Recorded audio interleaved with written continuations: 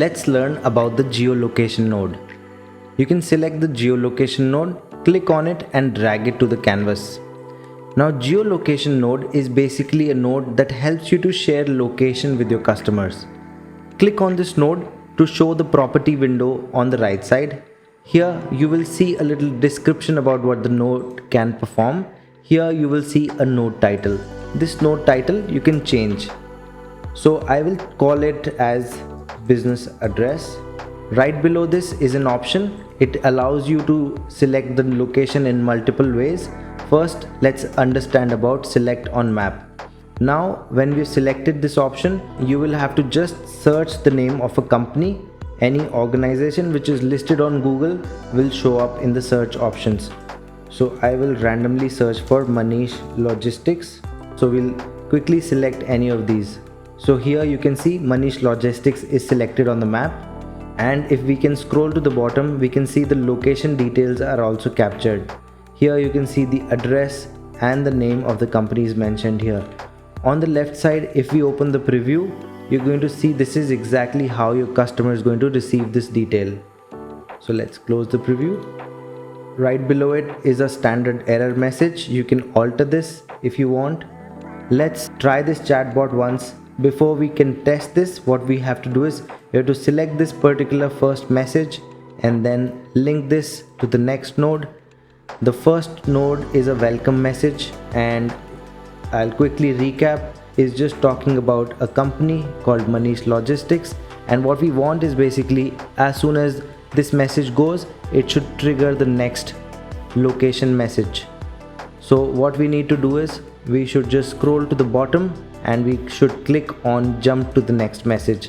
If we don't do this, then the chatbot is going to get stuck on the first welcome message itself. It is going to expect certain response from the customer in the chat, and once the customer replies back, only then the chatbot will move to the next message. But that is not what we want. We want is automatically from welcome message it should go to business address.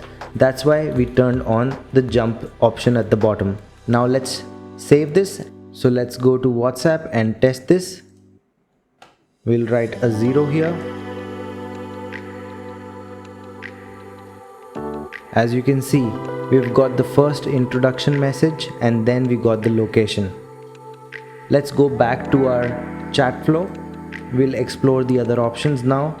So we'll click on our location node. Here we had the option of selecting the map, and then the other option is entering coordinates. So here you can see you can directly enter coordinates as well. If your location is not mapped correctly on Google Maps, you probably are not able to find it on Google Maps, then you can directly enter the Google coordinates.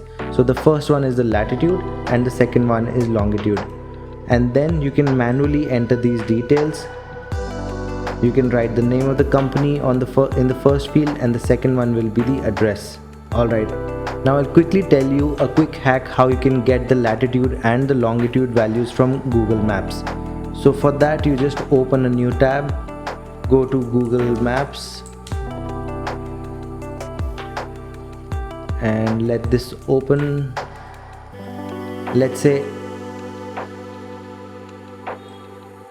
Let's say I want latitude and longitude for